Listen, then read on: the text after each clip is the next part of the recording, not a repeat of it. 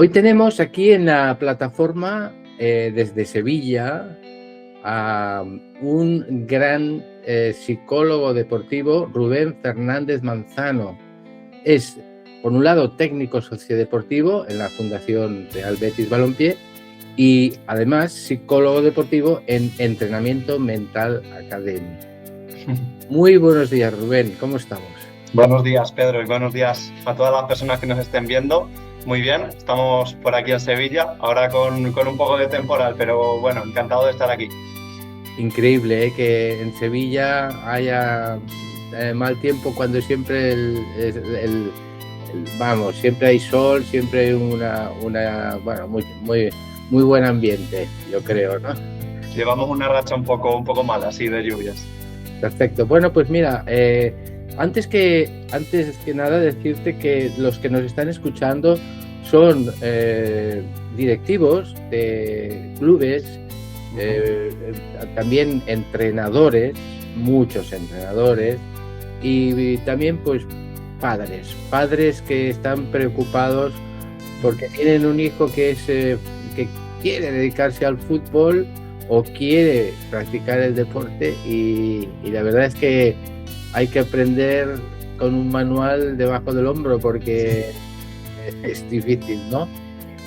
Bien, y entonces, claro, pues eso, tu presencia aquí va a ayudar mucho a estos seguidores de la plataforma. Y siempre intentamos empezar siempre con una presentación, o sea, un poco conocer al invitado, en este caso Miguel, para entenderle mejor, ¿no? Su trayectoria y su mensaje se entiende mejor cuando se le conoce personalmente. O sea, que estamos haciendo un poco de psicólogos también aquí, ¿eh? No sé si... Perfecto. Entonces, bueno, pues la idea es esto, preguntarte ahora, bueno, ese voluntariado tuyo, primero, ¿por qué esa idea, ¿no? de ser psicólogo deportivo?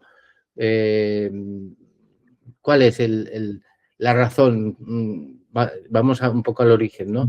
Y después un poco también que nos cuentes esa labor de voluntariado que tú has tenido, que parece que te ha enfocado muchísimo en tu trayectoria. El origen sería un poco variado porque todo se remonta a cuando yo era pequeño, siempre he estado muy ligado al mundo del deporte. Entré bastante pequeño a jugar al fútbol, formé parte de un equipo muy pequeño, yo soy de Medina del Campo y al final, bueno, pues no había muchas categorías en ese equipo, pero creo que fuimos la primera categoría de Alevín que tenía el equipo. Y a partir de ahí yo creo que fui escalando en el deporte y como todo niño tiene el sueño de poder llegar lejos o el sueño de pisar un estadio y creo que fui desarrollándome a través del deporte, que fue algo que a mí me marcó bastante, porque cuando tuve la perspectiva ya de mayor y vi cómo había formado mi vínculo de amigos, me di cuenta de que la mayoría habían surgido a raíz del deporte. Y creo que es algo que es fundamental y que no le damos la importancia que tiene. Sobre todo el destacar que esos vínculos a día de hoy, en mi caso, por ejemplo, continúan. Son amigos que mantengo y que construyo relaciones día a día con ellos porque son fundamentales para mí personalmente y para mi carrera también, que aunque esté lejos, me ayudan mucho y que están ahí día a día para apoyarme. Y bueno, creo que ese punto de inicio es muy importante. Luego también yo tengo una situación familiar, digamos que mi hermano eh, es un niño que tiene discapacidad y que presenta un trastorno específico del lenguaje. Y creo que he convivido desde cerca con eso, con tratar con personas con diferentes capacidades desde mi casa y desde la convivencia que he tenido también en otros sitios. Y he tenido ese gusanillo, esa sensibilidad por tratar con la infancia y tratar de educar. Entonces, creo que nace un poco de ahí todo. Luego, es verdad que entré en la carrera de psicología y para mí fue un impacto bastante inmediato en cuanto a que me nacieron muchas cosas por dentro, una necesidad de intentar acercarme más a la profesión, ver dentro de mí qué habilidades, qué capacidades tengo que podría aportar como profesional y después encauzarla, sobre todo a través del voluntariado, como bien has dicho, que creo que es la primera oportunidad así profesional que se tiene al principio. Es verdad que es un tema un poco complicado porque haces horas que no vas a recibir ninguna remuneración. Normalmente sueles perder más dinero en desplazamiento y tal, pero creo que es algo fundamental el exponerse sin esa presión de que tienes que conseguir X resultados, sino que la presión te la pones tú mismo. Es decir, vas a un sitio, a un lugar, a trabajar con la infancia, como fue mi caso, y creo que el beneficio que yo obtenía de todo ello era el mío propio, el aprovechar el rato que yo estuviese allí en el colegio, aprender de los profesionales de los que me rodeé y que estaban trabajando allí y ir conformando mi forma de ser profesional, ser una esponja que intentar coger lo bueno de cada profesional y aprender también de las circunstancias negativas que pasaban para intentar darles una vuelta y cuando me sucediesen a mí, verlas con otra perspectiva. Creo que eso fue un poco todo. Me ha impactado algunos de las cosas que has dicho, pues pueden, para mí son interesantes ahora subrayarlas un poquito, porque creo que a muchos entrenadores o incluso algún psicólogo deportivo que nos está escuchando, Mm. pues también puede hacerle pensar, ¿no? Por un lado, aprender del entorno, ¿eh? Aprender del entorno, eso lo has subrayado tú, o al menos yo te lo he subrayado porque a mí me impacta, me dice mucho esto, ¿no? Y creo que es un buen consejo para muchas personas que se inician en una labor, en una futura profesión, que quieren probarla, quieren conocerla a fondo, pues, bueno, ir con la suficiente humildad para decir, oye, yo tengo la gran suerte ahora de empezar a tener esta experiencia y voy a escuchar a la gente, voy a aprovechar toda esa riqueza que hay en mi entorno para luego poderlo asumir o integrar en mi trabajo, ¿no? Esto es algo muy aconsejable por lo que tú cuentas, ¿no?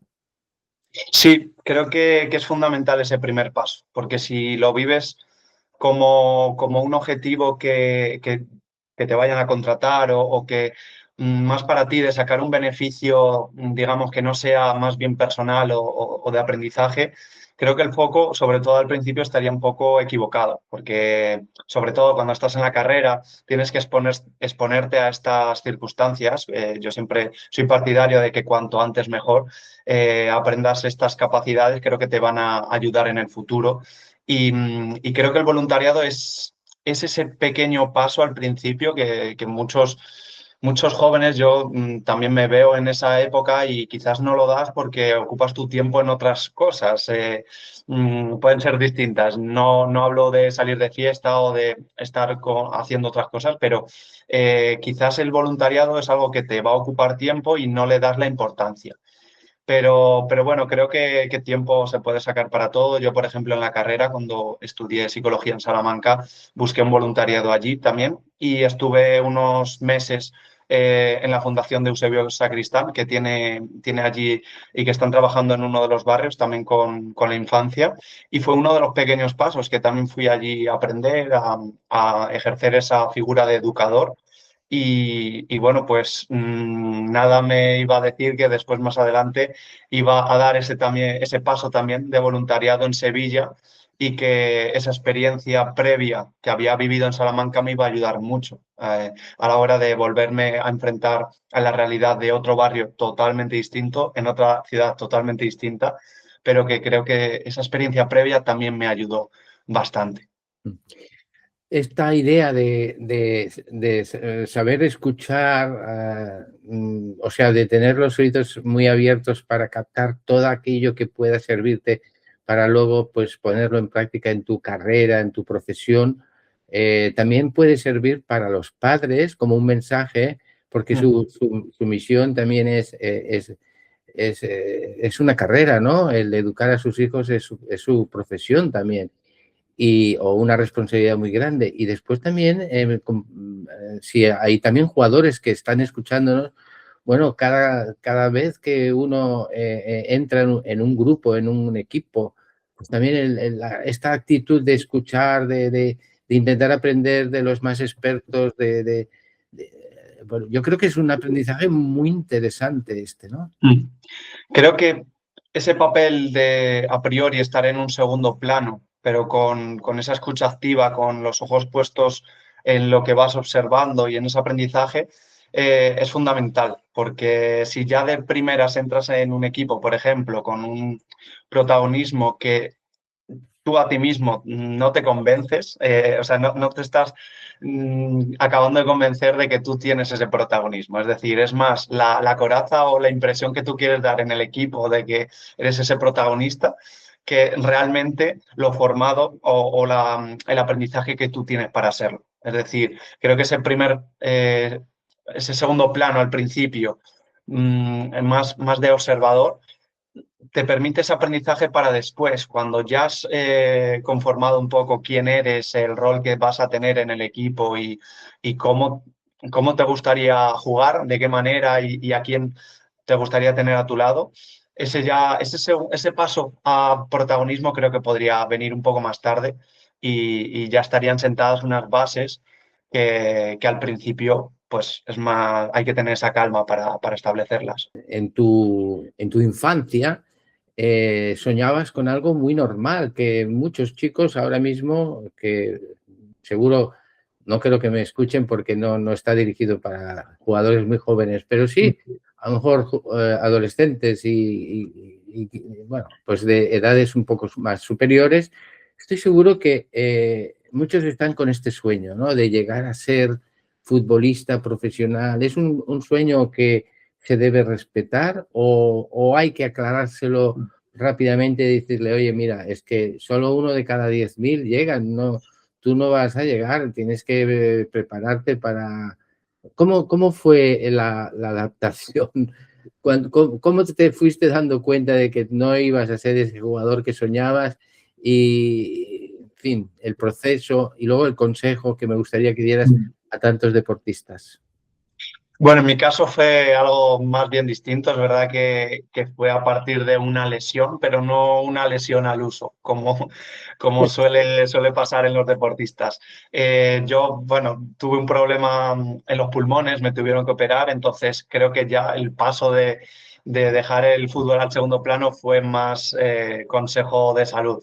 Es verdad que luego me recuperé y he podido seguir jugando, un poco más a nivel mucho más amateur, pero creo que en mi caso el sueño, digamos que se quedó un poco apartado, pero se quedó un poco apartado de ser futbolista, pero yo creo que lo retomé de la manera de ser psicólogo deportivo, que creo que también estás dentro del deporte, estás dentro de un vestuario en muchas ocasiones y ojalá cada vez más estemos presentes en esos vestuarios, en esos cuerpos técnicos. Y creo que eso es lo que me mantiene vivo ese sueño, ese vivir el mundo del deporte desde dentro, pero ahora no desde la parte futbolista, que ahí ya sé que tengo mis limitaciones y mi techo, pero sí en la parte de psicólogo deportivo, que ahí creo que tengo mucho que aportar y cada vez pues voy teniendo un aprendizaje mucho más formado en el campo del fútbol, que es el deporte que he vivido como jugador y que ojalá en el futuro sí que se desarrolle esta figura del psicólogo deportivo y esté integrada en los cuerpos técnicos y será una noticia positiva. Veo que tú, a pesar de que ya tienes la titulación de psicólogo deportivo, sigues formándote. Y yo esto lo veo también muy interesante y muy positivo. O sea, la formación es continua, constantemente nos tenemos que formar, siempre podemos aprender más. ¿Cómo es tu formación? ¿Cómo sigues formándote? ¿Qué haces para seguir formándote? Yo creo que lo fundamental, aparte de estar en los libros, creo que algo muy importante es aprender de la historia.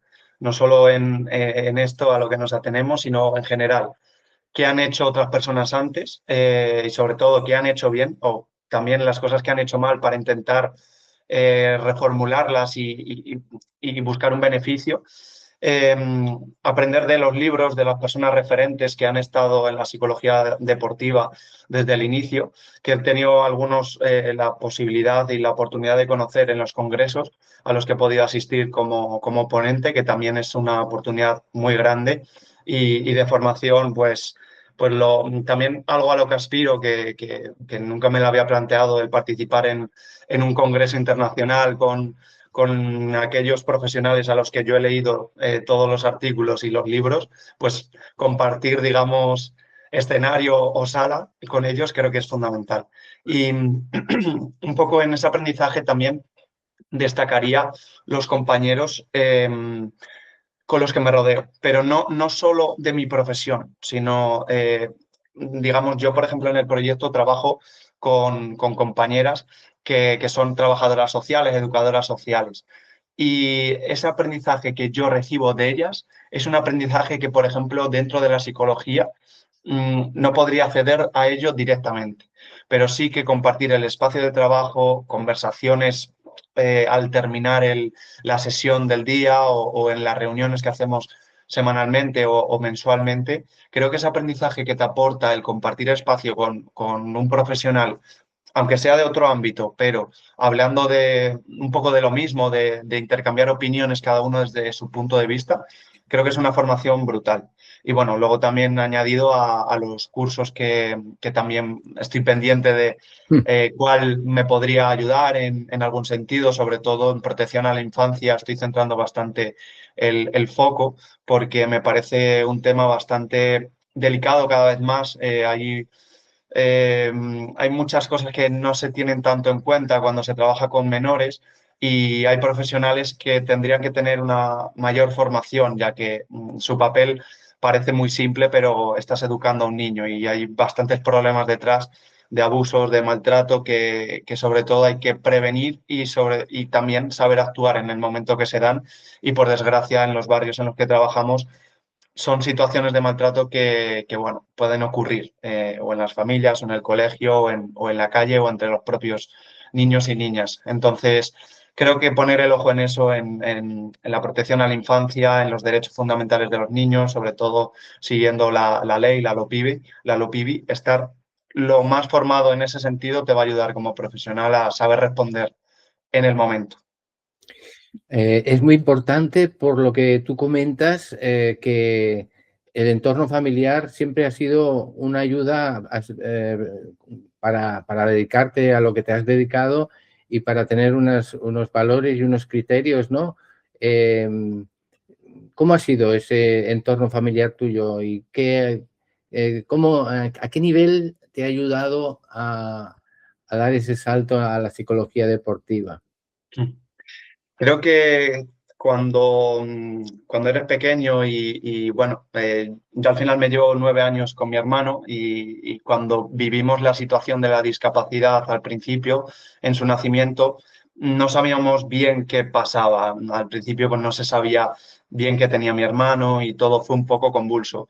Pero después cuando aprendes a comunicarte con él sin palabras, simplemente a través ya ir entendiendo su lenguaje no verbal y su comunicación a través de gestos, pues creo que el saberse comunicar en diversas situaciones es un aprendizaje que en mi contexto familiar fue brutal para mí y que después he podido trasladar a mi contexto profesional, porque yo a día de hoy también trabajo con niños y niñas con diferentes capacidades, con TEA, con TDAH. Entonces, creo que ese aprendizaje que viví en casa, el exponerme a situaciones de aprendizaje con mi hermano, saber emplear los pictogramas como medio de comunicación, crear una agenda visual para él, para que sepa expresar las demandas y las rutinas que él necesita para cada día. Entonces, creo que eso fue un aprendizaje que a mí me marcó mucho y que a día de hoy, cuando trabajamos en el barrio las sesiones con estos niños y estas niñas, utilizamos también los pictogramas y algunas herramientas que yo utilicé con mi hermana al principio y que bueno, que creo que es una manera también de generar esos espacios inclusivos y en los que estos niños y niñas se sientan identificados y parte del grupo. Voy a hacerte una pregunta, ya estamos dentro de tu profesión como psicólogo deportivo y creo que hay como un pequeño, a mí me gustaría que lo pudieras aclarar, porque Mm, igual que yo he tardado en descubrir cuál es la diferencia, pero sí mm, que hay que marcar una diferencia entre lo que es el psicólogo deportivo y el coach deportivo, ¿no? Y porque quizá a veces lo equiparamos, los que no lo entendemos bien mm, o no hemos profundizado en el tema, y me gustaría mucho, con respeto a mm. ambas carreras o ambas dedicaciones, ¿no? Sí. Para que tengamos claro lo que es realmente y la diferencia que hay entre un coach deportivo y un psicólogo deportivo, ¿no? Creo que es un debate, una distinción profesional que sigue latente, pero que no solo en esta profesión de la psicología, también en el caso de la psicología estaría el coach y el psicólogo, pero en otras profesiones, también en medicina, en otras profesiones Sí, existe esta, bueno, distinción profesional. Yo creo que lo fundamental está en esa formación, en que un psicólogo deportivo se especializa en psicología, se especializa en la conducta humana, en esos patrones de comportamiento que tienen las personas, tanto a nivel social como a nivel individual. Se estudia el cerebro en su profundidad, en las bases neurobiológicas del cerebro y eso permite tener un conocimiento mucho más profundo de lo que es la conducta humana. A la hora del trabajo en los grupos, digamos psicología de los grupos, también se tiene una comprensión mucho más profunda que lo que puede tener un coach a priori, con una formación más superficial. Entonces, creo que esa es la primera distinción, porque durante los 4 años de carrera tienes varias asignaturas. Por ejemplo, lo enfoco en la psicología de los grupos, en la que comprendes cómo una persona, un individuo, se comporta en sociedad y se comporta dentro de un grupo. Entonces, después, cuando ya me he ido especializando en psicología deportiva, he aplicado lo que aprendí de la psicología de los grupos a psicología deportiva. Y así con cada una de las concreciones que estudias en psicología, que después lo aplicas a psicología deportiva.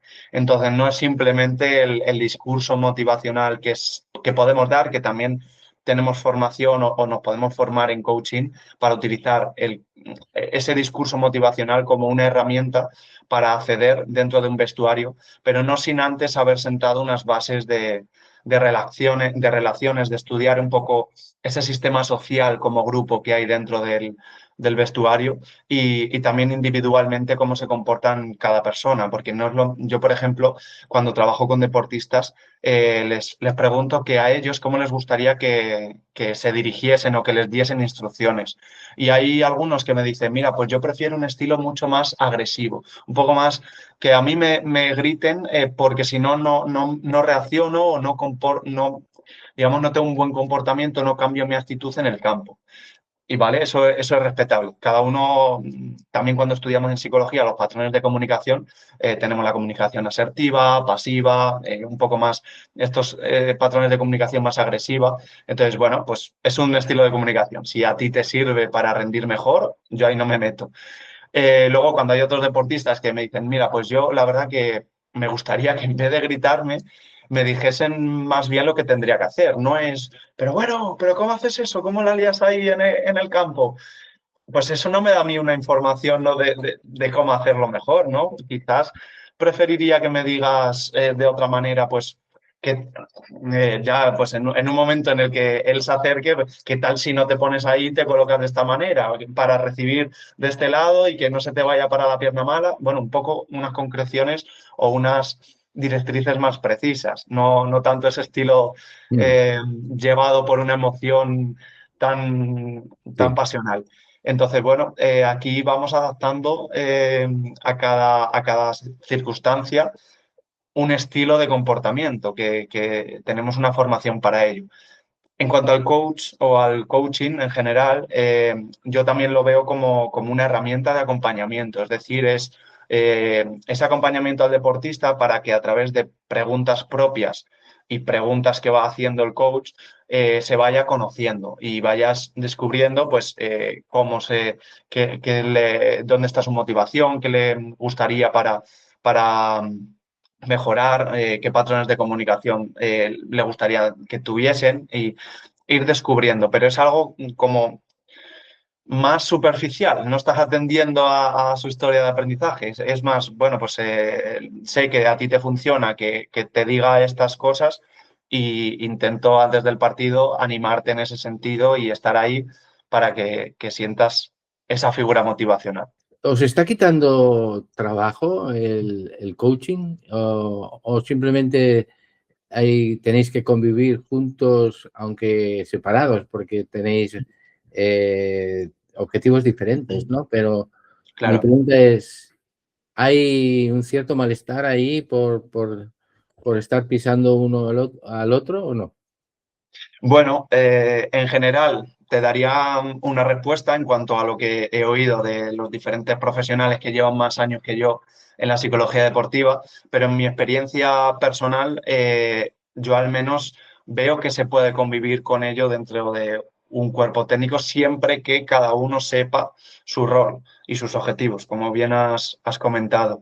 Eh, como creo, pero creo también que un psicólogo deportivo especializado en coaching es un perfil que abarca toda la complejidad que puedes tener en un vestuario. Es decir, si tú contratas un coach, pues quizás tienes una limitación en ese sentido más global o de desarrollo integral del deportista. Entonces, ¿se puede convivir? Sí, quizás el perfil más formado y al que mejor puedes dedicar la inversión económica que supone contratar a un profesional sería para el psicólogo deportivo. Pues también, ese es un poco el debate que siempre ha estado.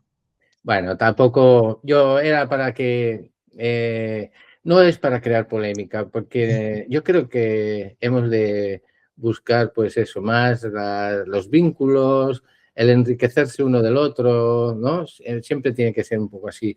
Pero bueno, y tú dices, en algún momento me has comentado que antes que empezar a ayudar a una persona como psicólogo, Hmm. primero tienes que autoconocerte a ti mismo, ¿no? Dime, explica esto un poco mejor que yo y además eh, cómo se aplica esto, ¿no? También intentar saber cómo se aplica, cómo lo aplicas. Hmm. Bueno, creo que se aplica día a día. Es convivir con las situaciones que te van pasando, tanto a nivel personal como profesional, e intentar dejar de lado aquellas situaciones que repercuten en lo profesional, en lo personal y al revés. Entonces, bueno, no es tarea fácil. Para serte sincero, creo que es algo de lo que aprendo día a día. No siempre se lleva bien esa gestión de la presión, tanto autoimpuesta como la presión que también genera pues, el llegar a tiempo a hacer algún evento, que todo salga bien, los proyectos que tengan la participación suficiente, que a fin de año se obtengan resultados, que haya también financiación, que también quiero desde aquí reclamar que estos proyectos sociales son preciosos y creo que tienen una intervención fundamental y con resultados muy positivos, pero que también necesitan una inversión bastante importante y que en el caso de los proyectos en los que trabajamos desde la Fundación Real Betis se renuevan año a año, supuestamente. Entonces, es trabajar para un año con la duda de a ver si para el siguiente tenemos esa inversión o alguien apuesta por el proyecto para durar otro año más. Entonces, quizás esa continuidad es algo que a nivel profesional a mí me ha quitado, sería un poco esa pila que me ha ido debilitando energía. ¿Cómo lo he podido llevar? Pues creo que me refugio bastante en en las personas que tengo alrededor. Al final somos seres sociales y sentirme acompañado en estos momentos para mí es fundamental, porque el trabajo del psicólogo también es bastante solitario en algunos sentidos. Eres bastante tú contra tu cabeza, mucho Mm. razonamiento, mucho intentar pensar en el deportista. Por ejemplo, el fin de semana yo intento desconectar, pero sé que un deportista tiene competición el domingo y se ha preparado para ello y yo he centrado los esfuerzos también en la sesión para que tenga las claves para que en el partido o en la competición no se ponga nervioso o que tenga esa gestión emocional que le permita disfrutar, sobre todo ese disfrute, y que también vaya acompañado de rendimiento. Entonces, llegar a cada fin de semana pensando en, este tiene esta competición, esta atleta va a ir a este sitio y se juega una clasificación al Campeonato de Europa. Creo que es una presión con la que tienes que lidiar día a día y cuando te expones diariamente a ello ya vas teniendo unos patrones que te ayudan a ese autocuidado, que para mí es fundamental. Creo que yo lo hago a través de, como he dicho, de los vínculos de mi entorno de confianza y también a través del deporte. El deporte es fundamental. Yo no puedo practicar fútbol a día de hoy, ahora mismo aquí en Sevilla, por tema de tiempo y de espacios, pero creo que el gimnasio es algo que sustituye el fútbol en algún sentido y me ayuda. También la natación y tener ese espacio de relajación a través de la meditación, también de vez en cuando técnicas de relajación que puedo emplear en mi casa me ayudan a tener esa claridad mental que muchas veces necesito y que al tener tantas cosas subidas en la nube mental, pues no me permite tener esa claridad. Pues claro, yo me imagino, Rubén, que como tú quieres hacer muy bien las cosas, y cada deportista que tú estás tratando, lo haces con una empatía total, o sea, esa, llegas a comprenderle y a vivir sus propios problemas, y esto puede llevar, ¿no?, a una, bueno, a hundirte, ¿no? Bueno, a pasarlo mal, ¿no? Y entonces, creo que siempre tiene que ver como una, y supongo que esto es difícil para el psicólogo, ¿no? Una separación un poco de decir, bueno, te comprendo y tal, pero yo tengo que cuidarme también, ¿no? Y ¿cómo es este equilibrio del psicólogo deportivo? Es Porque, una... bueno, igual que un médico, ¿no? Que tantos pacientes y Sí, sí. cómo no llevar esto dentro, porque si eres un verdadero médico, lo sufres, porque acabas siendo amigo de tus enfermos o de tus deportistas. Es una línea muy fina. Al final el psicólogo, igual que otras profesiones como médicos, sufre ese contagio emocional que puedes vivir en las sesiones. Es fruto también de que tienes esa preocupación por tu trabajo y que te importa. Te implica si te importa el paciente entonces, o el deportista. Entonces creo que sí, es síntoma de buenas prácticas en cierto modo, pero claro, también hay que intentar separar, tener esa vía de escape de lo que has comentado. Hasta aquí llega el Rubén profesional y aquí empieza el Rubén personal. Pero también creo que un tema fundamental y que a mí creo que es bastante, me quita bastante energía es el tema del móvil. Yo, por ejemplo, en el trabajo, ahora sí que para las familias de los proyectos, en el proyecto del Betis, los proyectos del Betis tengo un móvil de trabajo. Y para mi parte personal suelo tener un móvil, pero está en el despacho. ¿Qué pasa? Que hay muchos contactos que tengo en mi número personal.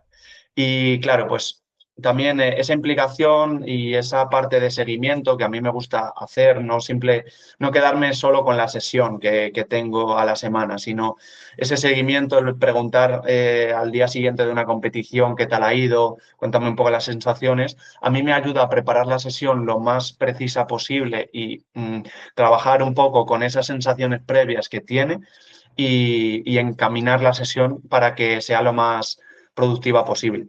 Entonces, esa parte de seguimiento resta bastante también de energía y es quizás lo que más me puede complicar el autocuidado. Pero siempre intento poner los límites. El saber poner límites es importante. Yo también lo trabajo en las sesiones, cuando hay que poner límites con el entrenador o con los compañeros, en cierto modo.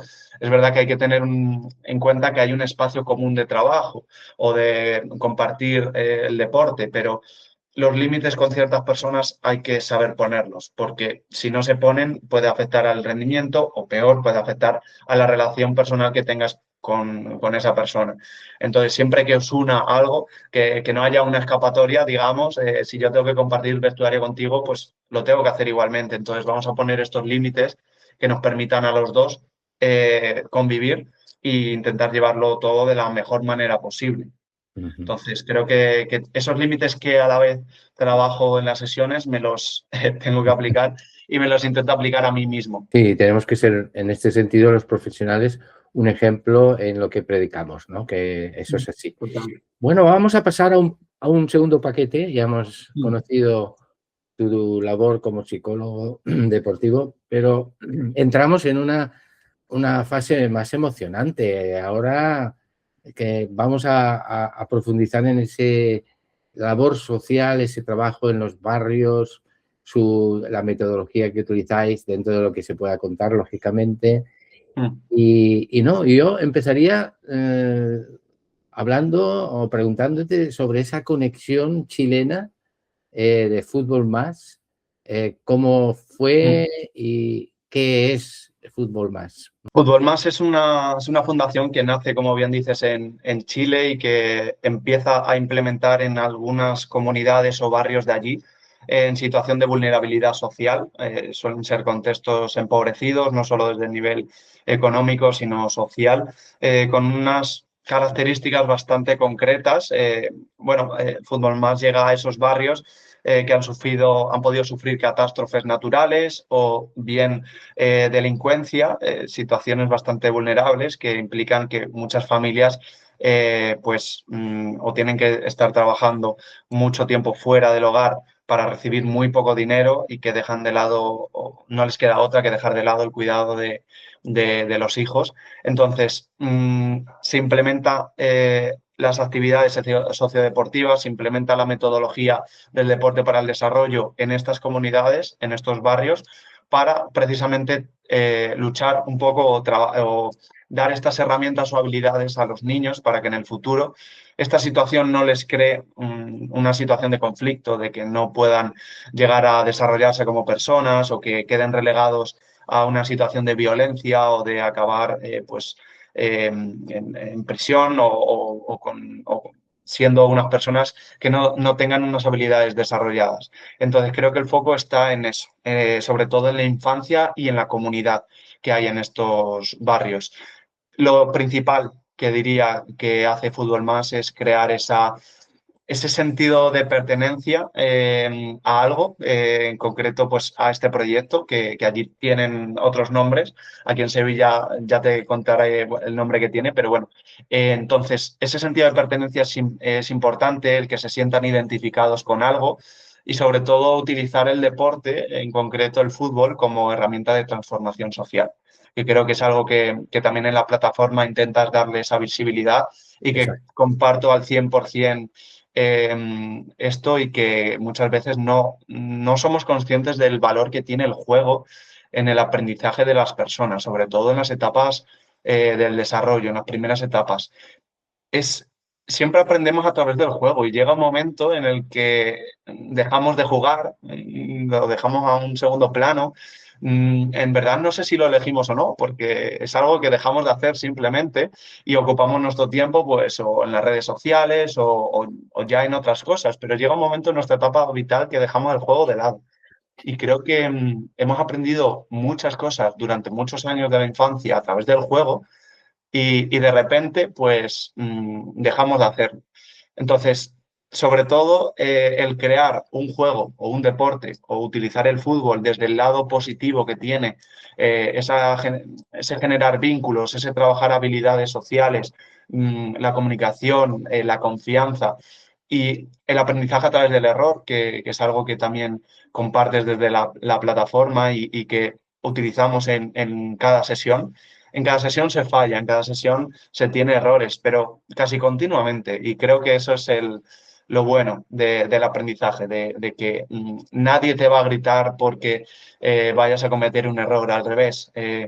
Se intenta animar, vas a tener refuerzo positivo si a la siguiente vez consigues darle una vuelta a ese error y logras tener una situación o un comportamiento mejor, más adecuado. Entonces, eso en vez de quedarse con el error, suma y te potencia por tres casi el comportamiento. No es que vayas a fallar y que la siguiente vez lo hagas bien, sino que es que además te refuerzo y que tú sabes que ese refuerzo después tiene unos beneficios.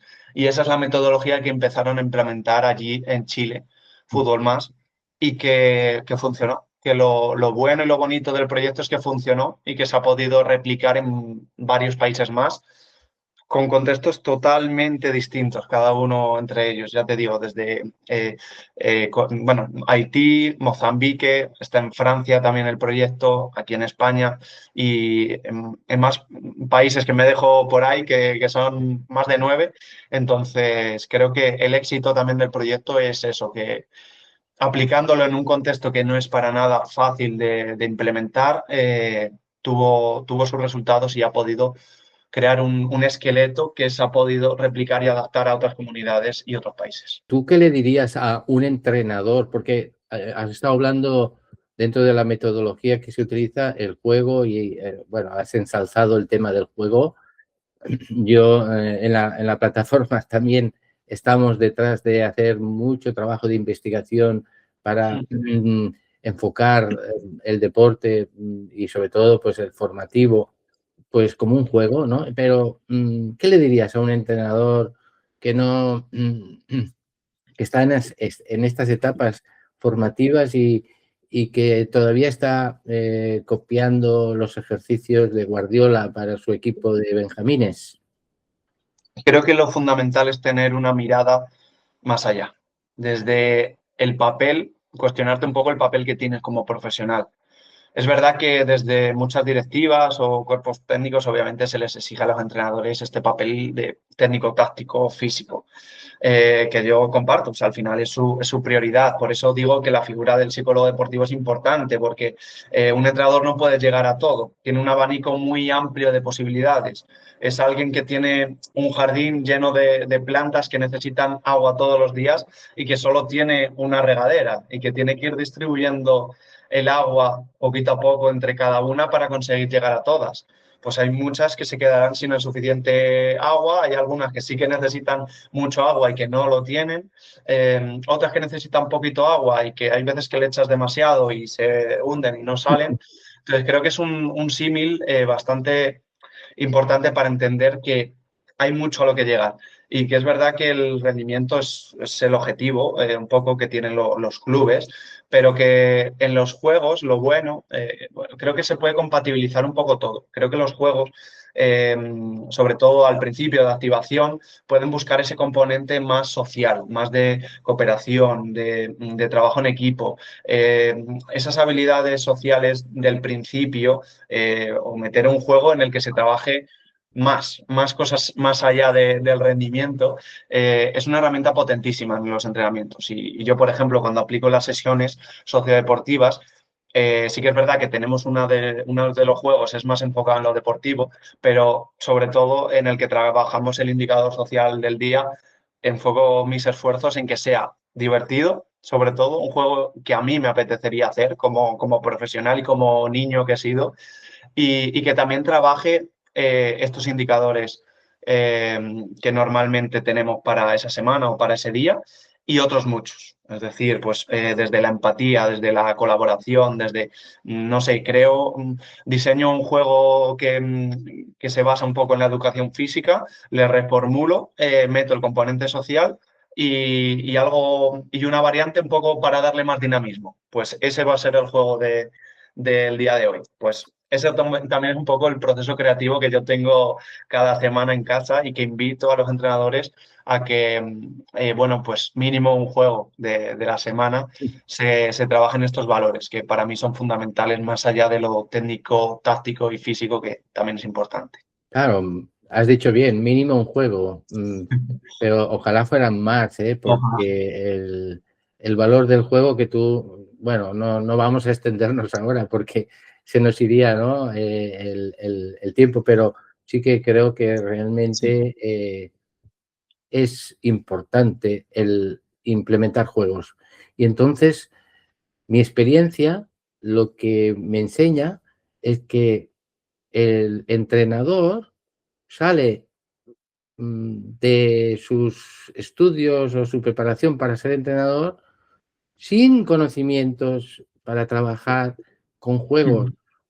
O sea, está preparado para el rendimiento, pero no para, para trabajar al niño como Claro. persona. Creo que eso es fundamental y es algo bueno, al igual que muchas carreras tampoco nos dan esa formación en juegos, para mí es fundamental.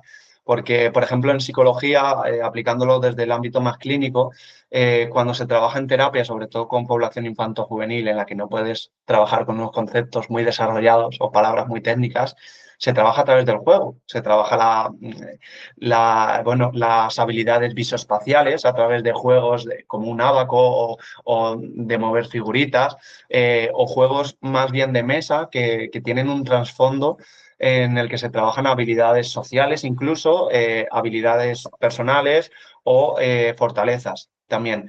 Entonces, creo que hay que intentar darle una vuelta de tuerca a las actividades o las sesiones que se plantean para incluir el componente del juego. Siempre se puede meter. Es decir, yo al principio me decían mucho las personas, pero ¿cómo vas a meter un juego en el que se trabaje el pase con el interior y situaciones de empatía y resolución de conflictos? Digo, tú mismo lo has dicho, los conflictos surgen siempre en el juego. O sea, muchas veces yo no tengo ni que diseñar una sesión de resolución de conflictos porque surge naturalmente. Y además, me gustaría también aquí hablar, no sé si después una pregunta irá relacionada en este tema, pero creo que en el patio del colegio, donde se utiliza el fútbol de otra manera a la que la utilizamos nosotros, surgen muchísimas situaciones de conflicto y que no son bien llevadas a cabo, ni tanto por los niños y niñas, no son solucionadas de una manera asertiva y comunicativa, simple pues son broncas, peleas, etcétera, ni tampoco por los profesores, que en muchos colegios, sobre todo esta semana, he visto noticias de que en colegios han dejado de lado el fútbol en los recreos, han quitado el fútbol, han quitado ese espacio de jugar un deporte en equipo a través de un balón, simplemente porque surgen conflictos y surgen peleas y que la solución más fácil es quitarlo, ¿no? Como echar balones fuera, ¿no?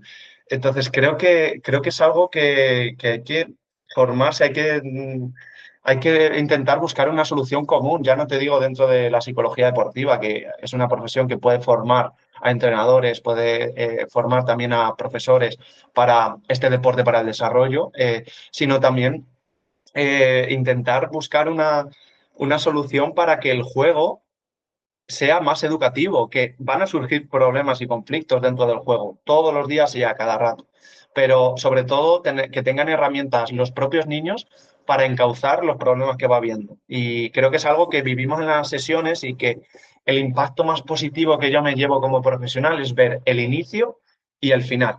El inicio, cuando en el primer partido condicionado que nosotros hacemos, los niños y las niñas tienen un conflicto y casi que se gritan y no saben cómo resolverlo y lo solucionan como lo harían en el patio, al último día o un mes y medio de intervención, que ya hay unas bases sentadas y que son capaces de parar el balón, preguntar si le has pegado una patada sin querer al compañero, preguntar si está bien, parar el juego, interesarse y hasta que no se recupere y los dos hayan chocado la mano o dado un abrazo, no se sigue el partido. Es decir, nosotros no tenemos árbitros o árbitras en el juego. Son los propios niños y niñas los que tienen esa percepción de justicia y son capaces de hacer el juicio de si algo es justo o no.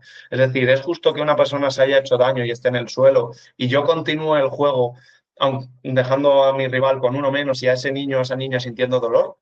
O sea, esa explicación hay que darla y no es entender como, no, es que yo te lo he quitado y he llegado antes al balón, ahora te fastidias y te quedas ahí sentado hasta que el árbitro pare el partido. No, no, hay una persona que ha sufrido un daño y hay que educar en eso. ¿A dónde vamos a llegar poniendo tanto el foco en tú sigue que se fastidie? Es verdad que ahí está un poco la distinción principal entre el deporte tradicional o el deporte con el componente competitivo y el deporte para el desarrollo, que es el que nosotros implementamos. Qué bueno, qué interesante lo que acabas de decir. Esto creo que será una de las frases más destacadas, ¿no?, de la entrevista. O sea, que tomen nota los que estáis escuchando, porque creo que estamos llegando a un punto fundamental del fútbol formativo, ¿no? Entonces, Rubén, no sé por qué tú te metiste ahí en este. Aquí en Sevilla parece ser que está Fútbol Más, ¿no? O no sé, ¿cómo te introdujiste en este mundo en este en el mundo social, el mundo del barrio, ¿no? Sí, bueno, todo nace fruto de mi curiosidad, de mis ganas de aprender. Yo al final terminé mi etapa en Salamanca muy contento, pero con la necesidad de querer crecer y aprender. Creo que Salamanca tiene muy buenas cosas como ciudad, como estudiante, pero se limita un poco a la hora de tener algo, un proyecto profesional.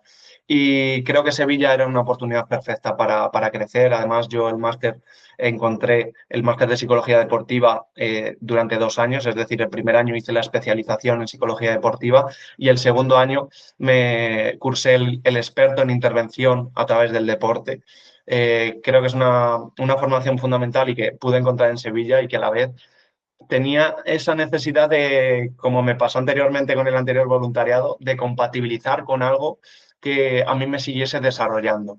Y bueno, a través de las redes sociales vi el proyecto de Fútbol Más, entré en la página web, además recuerdo bastante ese momento, bajé al fondo del todo y veía voluntariado, escribe tu información acerca de si te gustaría hacer un voluntariado con nosotros. Puse mis datos y tal y me dijeron, mira, pues si quieres empieza el lunes, ven a este sitio y pruebas a ver si te gusta. Pues yo con esa intención de ir 1 o 2 horas a la semana en los huecos que yo iba pudiendo, terminé yendo todos los días, desde 15 minutos antes de empezar hasta 15 minutos después de acabar, que me quedaba hablando con los profesionales que había en ese caso, que ahora son mis compañeras algunas. Entonces, creo que fue lo que más me dio el paso para encontrar ese propósito, porque yo no sabía que mi propósito estaba aquí.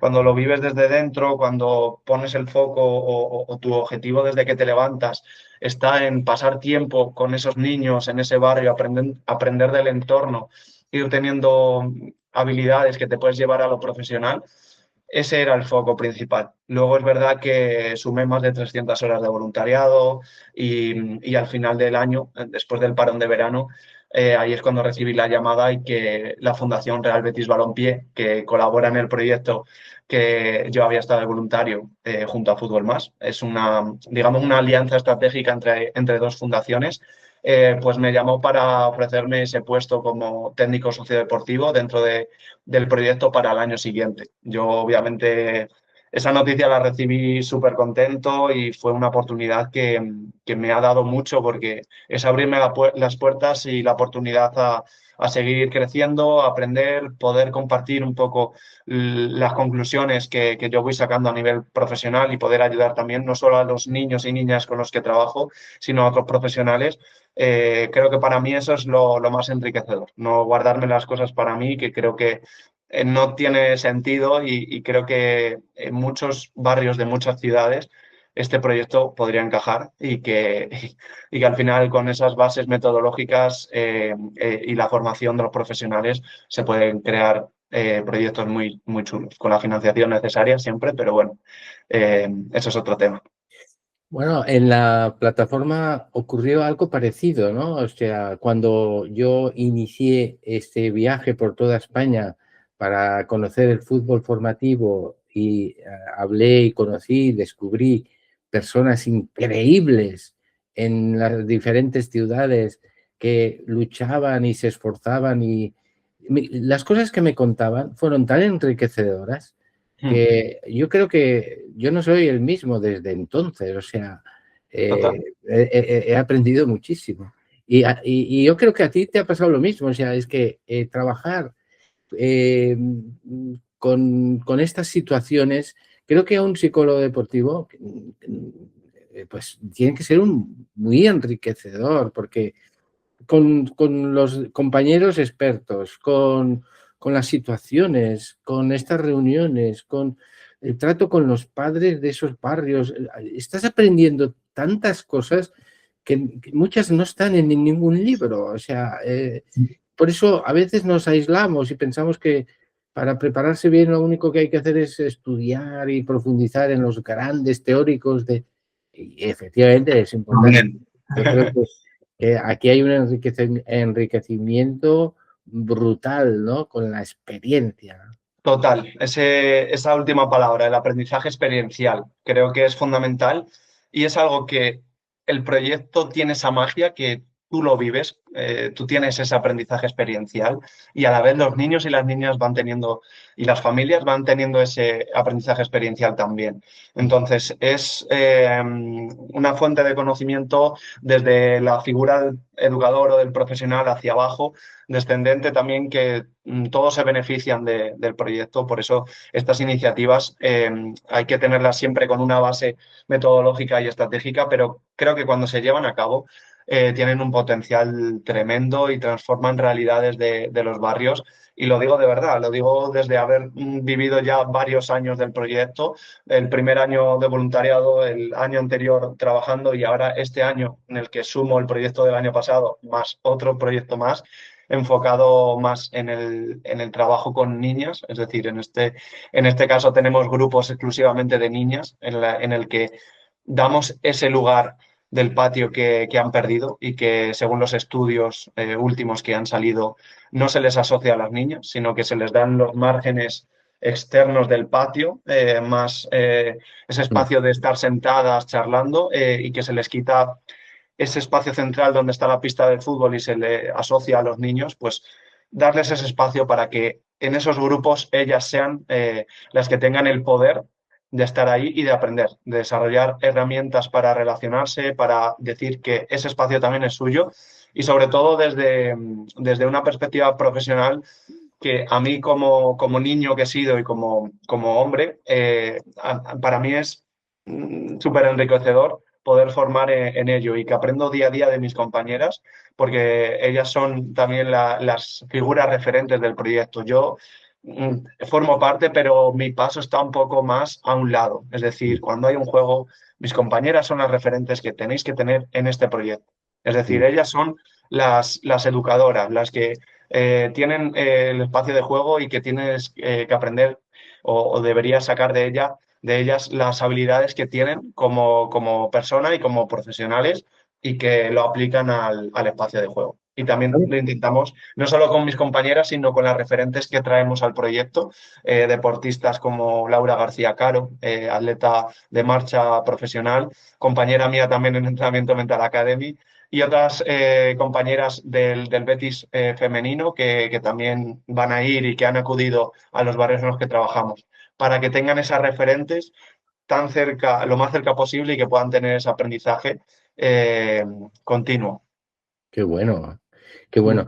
Porque claro, es lógico que los que nos están escuchando ahora están como preocupados, casi los escucho diciéndome, oye, sí, estás hablándome de este trabajo en el barrio, pero ¿cómo es este trabajo? No nos lo imaginamos. Cuéntanos un poco cómo funciona un día, una jornada, ¿no? De un trabajo de este tipo en un barrio. Sí. Bueno, la jornada suele empezar por la tarde. Estamos por la tarde, ya que por la mañana el espacio está ocupado por el colegio, obviamente. Entonces, llegaremos por la tarde. Es verdad que nosotros tenemos la suerte de poder trabajar. Bueno, dentro de estos barrios me había comentado que trabajamos en los centros educativos a los que se les ofrece el proyecto y, bueno, firman un convenio de colaboración en el que nos ceden la pista del colegio durante las horas que estamos por la tarde, también algunos materiales. Y bueno, nosotros tenemos la suerte, la verdad que en este barrio contamos con un colegio que nos da total facilidad para todo, tanto para espacio, incluso cuando llueve nos ceden algún aula para poder hacer clases de aulas en las que trabajamos también habilidades, pero desde un plano más, bueno, juegos de aula, digamos. Entonces, eso es un paso principal, el tener un espacio. Nosotros acudimos al centro escolar, al colegio por las tardes y solemos llegar unos 15 minutos antes, que creo que eso es fundamental también para preparar las actividades. Yo es algo que ya aprendí desde el voluntariado y que sigo manteniendo porque es fundamental esos 15 minutos porque abres la puerta del colegio y ya te encuentras todos los conflictos, tanto que hayan pasado ese día o el fin de semana, vienen corriendo y te dan un abrazo y, profe, me ha pasado esto, profe, lo otro. Claro, yo al principio me quedaba un poco impactado con la palabra profe, porque digo, bueno, no sé, yo profe como tal, pero bueno, profe sí, porque al final eres un educador, entonces ellos te ven como profe, maestro, no sé, te van llamando así y yo ya me he acostumbrado y es algo que llevo con cariño también que me llamen así. Entonces entramos en el barrio y, bueno, vamos a preparar los materiales. Nosotros tenemos una sesión ya establecida antes de esa semana, ya sabemos la sesión que vamos a tener ese día y los otros días que vienen. Todas las sesiones de la semana ya las tenemos antes repasadas, tanto yo como mi compañera, porque trabajamos en dupla profesional y aparte también tenemos a gente en prácticas, gente voluntaria que nos ayudan también a poder llegar a todos los niños y niñas que muchas veces surgen situaciones durante el juego que necesitamos esa pausa para que un profesional vaya y que ya la gente de prácticas o de voluntarios nos ayuden ocupando ese espacio momentáneamente. Incluso, bueno, tiene un papel bastante activo explicando actividades o dando tarjetas verdes o con el monitoreo. Entonces, bueno, creo que eso es fundamental. En cuanto allí al colegio, lo que comentaba, vamos a la sala de materiales, cogemos los materiales y ya vamos a la zona y yo me encargo de, bueno, ir situando, preparando los juegos, los conos en el campo, los petos, si hay que montar un circuito, preparo un poco las actividades que vamos a hacer después y, bueno, cuando es la hora ya hacemos sonar el silbato y empezamos con un círculo inicial, porque al final es ese espacio de preparación para el juego en el que nos cuentan qué tal están y creo que es fundamental que tengan esos primeros minutos, digamos, de la sesión, porque ahí es donde surgen todos los problemas o incluso las cosas buenas. Les preguntamos siempre, ¿qué tal el fin de semana o qué tal el día anterior? Y ya nos cuentan, pues, mira, yo he podido ir al parque debajo de mi casa y he estado jugando al fútbol. Y la verdad que me he sentido muy bien porque me han entendido muy bien, me han comprendido, o al revés. O yo me he bajado al campo de fútbol de mi casa y la verdad que eran unos chupones y que no me lo han pasado y que me he sentido mal y me he frustrado. Y ya cuando empiezas a escuchar palabras que trabajamos en boca de un niño o una niña de 8 9 10 años, 11 de frustración, de reconocimiento de emociones, de ver que aquí en el proyecto se crea un espacio seguro y que fuera no se sienten cómodos con cómo se juega el fútbol de otra manera, de esa manera un poco más tóxica que tiene el fútbol en algunos sentidos, creo que es bastante buen síntoma de que el proyecto funciona. Bueno, después de este círculo inicial ya empezamos con las actividades. Normalmente tenemos una más enfocada al calentamiento, como he comentado antes, y después otra más deportiva. Pero en ambas se trabajan tanto el indicador social que tenemos para ese día como el indicador deportivo. Pues un poco el ejemplo que he seguido antes. Si ese día el indicador deportivo es trabajar los pases con el interior y el social, trabajar la empatía en situaciones en las que tengan que solucionar un conflicto, pues creamos, o creo, junto con mis compañeras, la parte deportiva y social. Diseño una actividad que reúna esos dos indicadores. Y bueno, esos dos juegos serían los del medio y después haríamos un partido condicionado. Un partido en el que se ponen ciertos condicionantes que hacen cambiar las normas del juego y que crean esa frustración.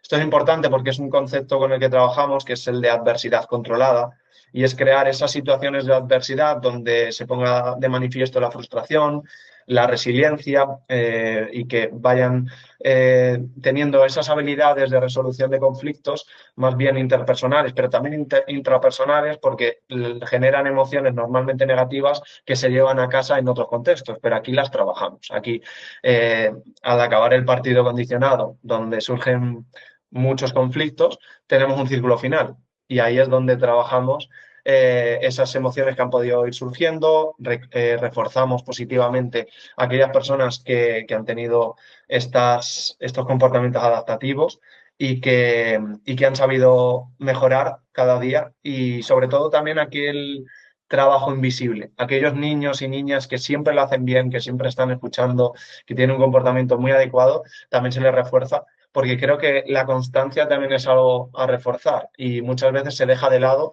o en equipos de fútbol, aquel niño que siempre lo hace bien, no hay palabras ni negativas ni positivas y parece que no hace nada y es también un trabajo muy importante reforzar a aquellos niños, no solo al que monta el pollo y que siempre la lía, decirle lo negativo, hay que decirle lo positivo y al que lo hace todo bien, también intentar que sea una autoestima sana que no sea como yo ya soy el rey del mundo y todo perfecto y sé que tengo el entrenador de mi lado. No, si hay alguna situación de conflicto, sobre todo, surge bastante el perfil del niño que se le da, o niña, que se le da muy bien el fútbol, pero que a nivel social tiene un montón de carencias a nivel comunicativo, a nivel de resolución de conflictos, porque obviamente no existe un niño o niña ideal que aúne todo lo deportivo y todo lo social y comunicativo. Entonces, siempre hay algo que mejorar, siempre hay algo que reforzar en cada niño, en cada niña y siempre como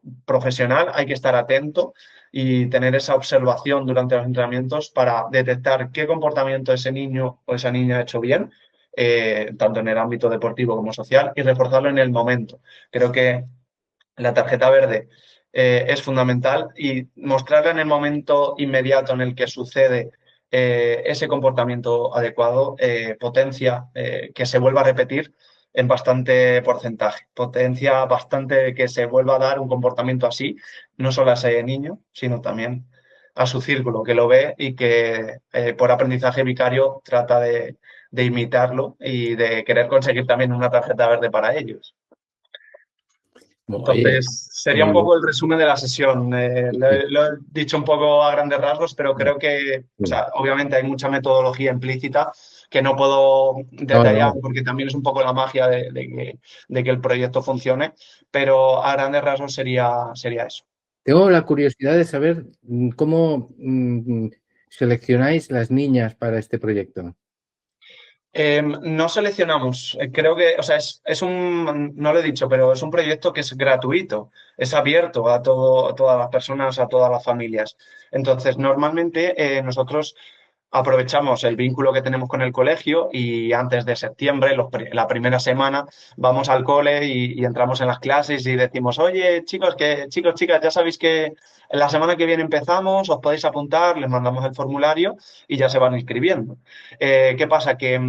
Bueno, debido a las características socioculturales del barrio, a la brecha también de género que suele haber en estos barrios, nos es más complicado y en general es bastante complicado acceder a niñas que practiquen fútbol. También por la concepción que hay a nivel cultural de que las niñas no pueden practicar fútbol porque es de niños, porque sigue habiendo un poco ese pensamiento en algunas culturas o en algunos barrios.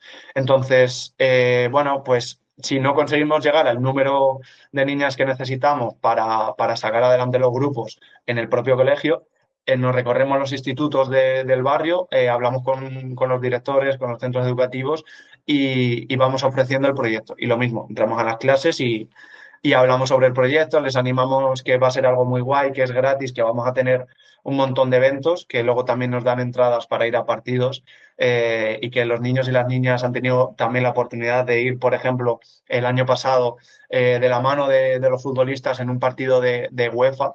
O sea que al final son oportunidades muy, muy guays. Luego nos donan bastante material deportivo. New Balance nos han dado bastante mochilas Sí. deportivas, un montón de material que creo que es algo gratis y que simplemente por estar participando en el proyecto tienes acceso no solo al desarrollo personal, sino a todos estos beneficios.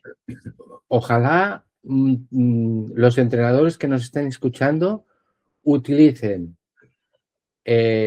parte de esta metodología porque se puede aplicar en cualquier equipo, cualquier club y empiecen sus sesiones preguntando ¿cómo estás? ¿Cómo estáis? Y después Mm. que saque muchas tarjetas verdes, ¿no? Para motivar a los chicos a mejorar también en sus actitudes, ¿no? Creo creo que es algo que no es secreto del proyecto. O sea, el llegar y preguntar debería ser como algo normal. Es verdad yo lo tengo tan interiorizado que para mí es normal dentro de cada día o cada sesión. Pero en un equipo deportivo creo que es fundamental esos minutos al principio de cómo estáis. No, ala, venga, da igual cómo vengas, da igual la situación familiar que estés atravesando, el momento personal que tú tengas, a practicar deporte. Lo que provoca eso muchas veces es que surjan esa demanda que no se ha atendido en ese primer momento inicial, que después surja durante el juego.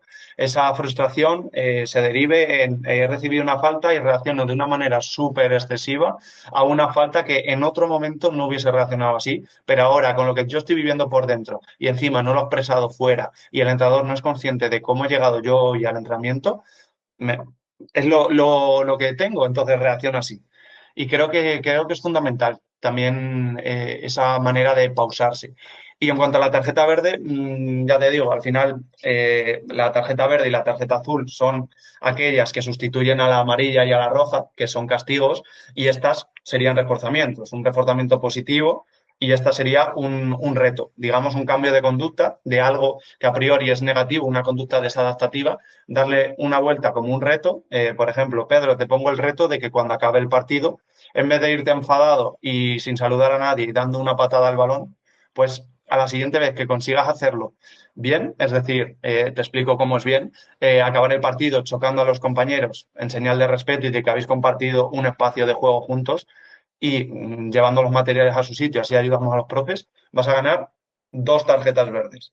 Y las 2 tarjetas verdes se acumulan, es decir, en 2 semanas, cuando hagamos el recuento, puede ser capitán o capitana del equipo o de los entrenamientos, digamos, eh, y obtienes ese beneficio. También el rol de capitán está bastante definido. Ellos y ellas saben los papeles que tienen que, digamos, las funciones que tiene capitán y capitán. Aparte de acceder por recuento de tarjetas verdes a, pues si nos dan regalos, mochilas muy contadas, pues las personas que más tarjetas verdes tengan. Entonces te facilita bastante el trabajo y es una herramienta muy positiva. Y es algo general, es decir, es un refuerzo positivo. O sea, se puede aplicar con tarjetas verdes o azules, que es verdad que esto ya es metodología propia de Fútbol Más, pero que pueden ser una pegatina de un balón de fútbol, en el caso de un equipo alevín, o cada equipo sabe cómo buscar la tuerca y adaptarlo a sus propios colores del club o a su propia metodología. Pero bueno, yo siembro también la idea. Rubén, porque me preocupa mucho cómo conseguir trasladar esa motivación extrínseca a una motivación más intrínseca, ya que ya son niños o niñas que tienen una edad en la que pueden empezar a tener ya también una convicción de hacer las cosas porque son buenas, ¿no? Son interesantes, no por el premio. Sí, creo que la combinación de ambos es lo ideal. Es decir, sigue estando esa motivación intrínseca porque no están Sí. obligados y obligadas a ir al proyecto. Es decir, es algo gratis y lo bonito del proyecto es que se crea un grupo, se crea un sentido de pertenencia, una identidad y te sientes querido y querida dentro del grupo, porque lo que más se potencia es crear un espacio seguro y protector. Entonces, lo que atrae del proyecto es eso, es decir, la motivación intrínseca ya la vas desarrollando a medida que vas participando en las sesiones y que estás viviendo los juegos desde dentro. Tú quieres estar, pero encima le sumas que tienes una motivación, digamos, extrínseca, es decir, los niños y niñas es verdad que la tarjeta verde lo ven como algo maravilloso y que quieren conseguirla, pero detrás de eso están objetivos de resultado, de proceso vinculados a la motivación intrínseca. Es decir, hay objetivos de proceso para ganar la tarjeta verde, que sería algo de resultado. Entonces, es como, para ganar una tarjeta verde yo tengo que ser buen compañero, tengo que trabajar en equipo, tengo que asistir a las sesiones, tengo que generar buen ambiente en mi grupo, ser buen capitán. todos estos objetivos de proceso son lo que te llevan a tener uno de resultado, que sería pues tener 10 tarjetas verdes al final de las 2 semanas. Y esa sería ya la motivación un poco extrínseca de conseguir ser capitán o el ir a un partido. Pero el foco está más en el proceso. Vamos a pasar ya a un bloque más breve, porque ya se nos está pasando la hora. Sí. Es, bueno, has comentado que estabas participando ya en congresos internacionales, incluso me has comentado. Entonces, sobre todo lo que quería saber era, ¿cuál es el interés que tiene esos congresos en tu trabajo social? Para mí es una oportunidad muy grande, sobre todo porque el perfil del psicólogo deportivo enfocado en proyectos sociales no está para nada extendido. O sea, es decir, eh, conozco algunos profesionales, pero te diría que la mayoría se enfoca en rendimiento. Y es verdad que bueno, a mí es algo que una línea de intervención que es muy enriquecedora a nivel profesional y que me gusta compartir, y quizás el espacio de poder hacerlo delante de otros profesionales y en un congreso internacional como el que se celebró en Santiago de Compostela en julio y el que he podido vivir también en octubre en Oporto. Creo que esos congresos, compartir el espacio y el tiempo con profesionales tanto de rendimiento como también pues pude conocer otros proyectos sociales que se llevan a cabo de otra manera, quizás con otro perfil que no tiene por qué ser psicólogo deportivo, también eran entrenadores o educadores, pues compartir impresiones y también experiencias. Para mí es esa parte de mantener viva la llama y el gusanillo y el propósito de mejorar y de aprender cada día. Y bueno, este año también tengo la oportunidad de que podré estar en el congreso que se celebra en Castellón de Psicología del Deporte y que será en abril. Entonces participaré también con una ponencia hablando del proyecto de Más que Campeonas, el que tenemos con las niñas. Y también es una oportunidad muy buena de poder aprender de otros profesionales, de compartir también esos ratos que sobre todo en la hora del café es cuando tienes ese tiempo de pararte con una persona que admiras, que yo he podido hablar con gente que yo he leído los artículos, que he podido leer sus libros, profesionales que llevan muchos años en este campo y que me permiten intercambiar impresiones desde mi juventud y su experiencia. Entonces creo que es algo que hay que mantener vivo y que siempre que esté la oportunidad, pues aprovecharla. Por curiosidad, ¿quiénes son tus referentes profesionales? Creo que se extiende un poco a un abanico amplio. No querría dejarme nombres, me quiero limitar un poco a todos aquellos profesionales que se dedican a, bueno, empezando por los que he compartido trabajo, partiendo por mis compañeras. Para mí son referentes porque parte de mis palabras, de cómo me expreso, de cómo implemento las actividades en el barrio y de cómo tengo tanta sensibilidad por algunos temas, me nace de ellas. Entonces empezaría por mis compañeras. Y si ya me centro en la psicología deportiva, diría que Isabel Balaguer es un hombre que lleva muchos años llevando la psicología deportiva a través de investigaciones a otro nivel.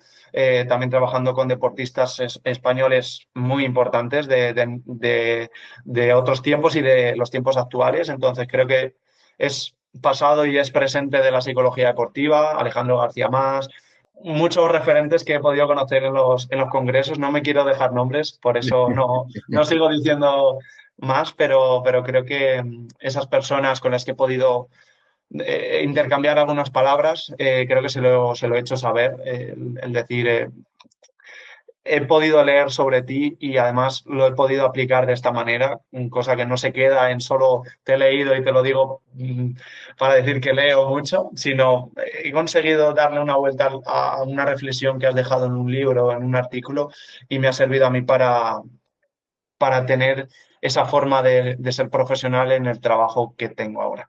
Entonces, eso, un poco me intento nutrir de varios ámbitos.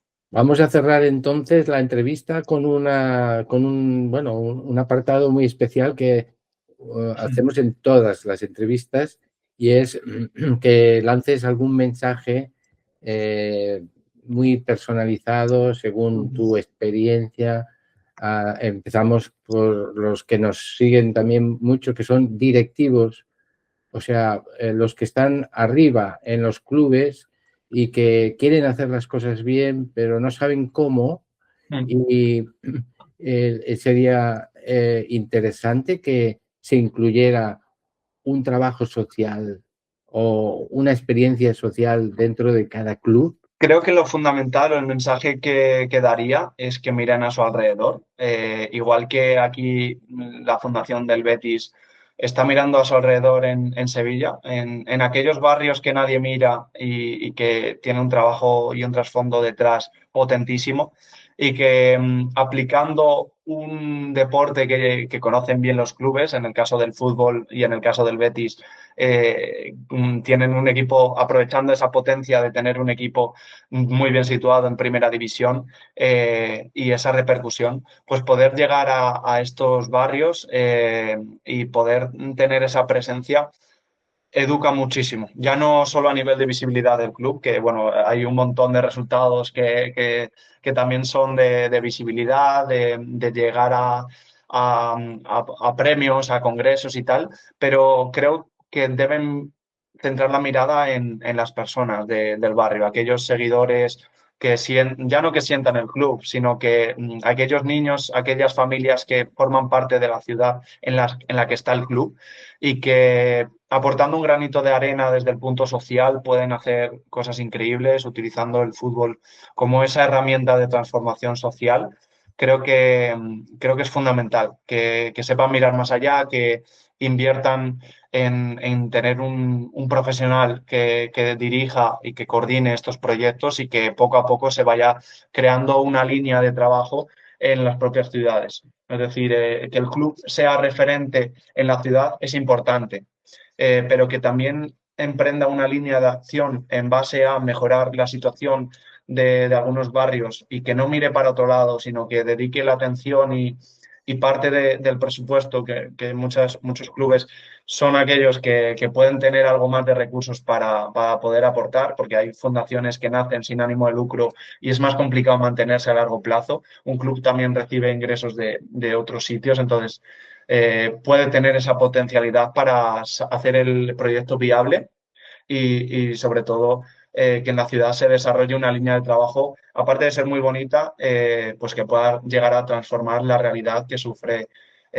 un barrio. Ya, ahora yo te hablo del Betis, donde trabajo, y de Sevilla, pero como he comentado antes, creo que es aplicable a cualquier sitio de España. Y hay muchas realidades de barrios bastante complicados en cualquier ciudad. Y esta experiencia social tiene también un retorno, ¿no? Un retorno en el propio club, ¿no? O en las propias personas que trabajan en el proyecto. Sí, bueno, a nivel experiencial es algo que también impacta. Es decir, yo estoy como en el barro, digamos, soy la figura que está dentro de los barrios y tal. Pero cuando vienen el coordinador del proyecto o puestos más arriba de la fundación y cuando están con los niños, con las familias en el barrio, eso impacta y tú sabes que el trabajo está hecho, está puesto. Cuando le sorprende que un niño o una niña, en vez de perder los papeles, sepa resolver una situación que en ese contexto no se resolvería de esa manera y tenga esa madurez o esa pausa para interpretar o para autorregularse o gestionar emociones que en su contexto quizás se desarrollan o se llevan de otra manera, porque hay que también entender que en estos barrios no hay que muchas veces instaurar una forma de comportamiento que sea un poco adaptativa en otros, no significa que vaya a funcionar. Es decir, hay barrios en los que esa manera de comportarse no lo hacen simplemente porque sean malas personas, lo hacen porque es lo que les permite sobrevivir. Y quizás hay que ir muy poco a poco y con prudencia de ir viendo esos comportamientos, cómo adaptarlos a la realidad en la que se trabaja, porque no todos los comportamientos son válidos en el barrio. Hay que ir muy poco a poco. Mm. Entonces, bueno, creo que a nivel de la fundación es algo que tiene un retorno muy beneficioso tanto a nivel social, porque ves una transformación desde dentro también y cuando hablan con nosotros y les contamos las experiencias, los aprendizajes, podemos estar hablando horas. Entonces, creo que eso es que hay mucho trabajo detrás, Mm. que hay que sacarlo adelante y que hay que seguir apostando por ello. Además, tu experiencia como el que está en el barro, es el que más retorno tiene, o sea, es el que más sale enriquecido. Con lo que si en los clubes hay mucha gente en el barrio, ¿no? O sea, trabajando en este labor social, pues va a enriquecer también a esas personas porque hemos estado entrevistando a Josep Campos Riu, que es un profesor de INEF, y él está desarrollando mucho esta idea social, ¿no? De que el club tiene que tener un proyecto social. Es muy importante porque enriquece al club, enriquece el ambiente, enriquece pues ese pequeño entorno, ¿no? Que es esa Sí. sociedad deportiva, ¿no? Entonces, bueno, vamos también a otra pregunta interesante bueno, estamos ya en los entrenadores, ¿no? Directivos, pues ahora entrenadores. Los entrenadores, me gustaría a ver si les puedes explicar con tu experiencia por qué es tan importante el ejemplo que pueden dar Sí. y por qué son tan referentes, ¿no? En un niño.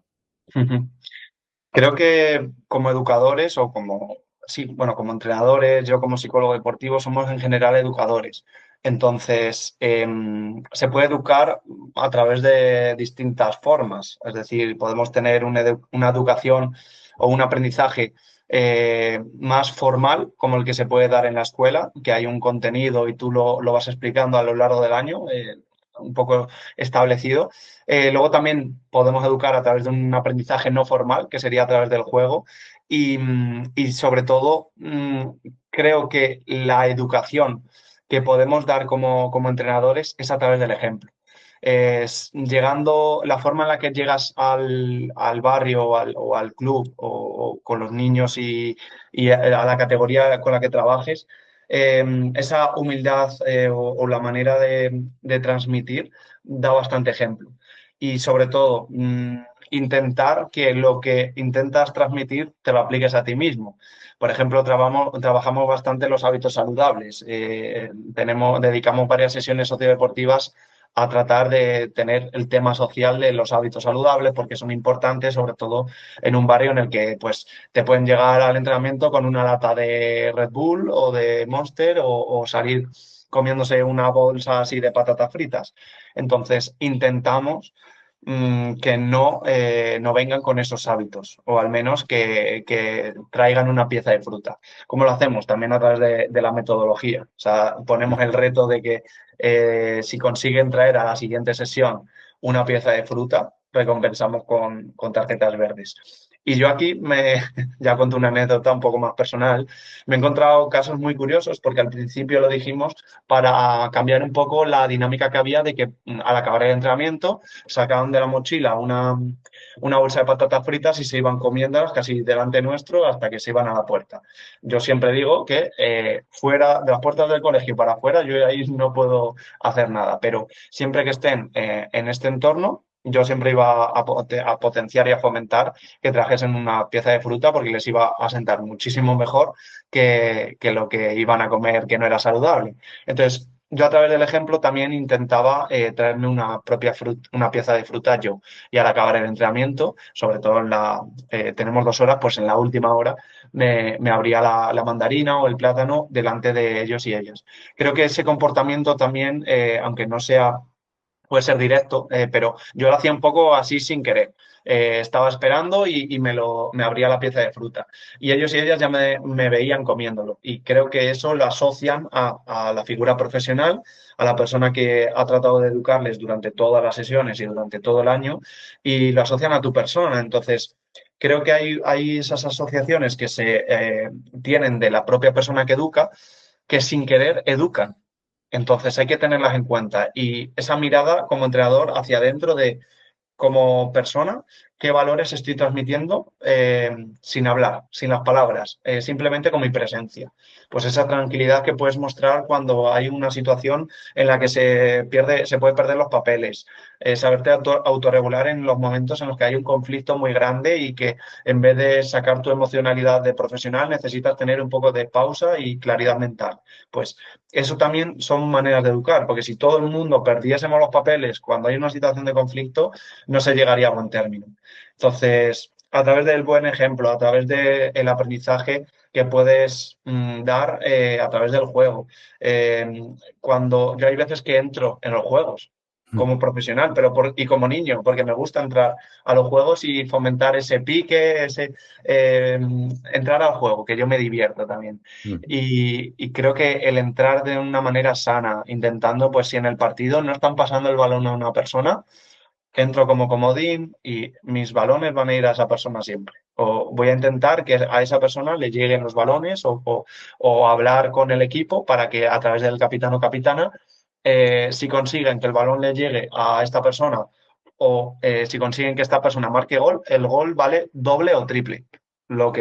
Son variantes del juego que vas viendo sobre la marcha y que potencian esa educación a través de mi presencia estando en el espacio de juego, no solo como educador, sino como un niño más, y también a través del ejemplo. Y a los padres, estos que tienen estas perspectivas, que ven a su hijo que va a ser el futuro crack del mundial,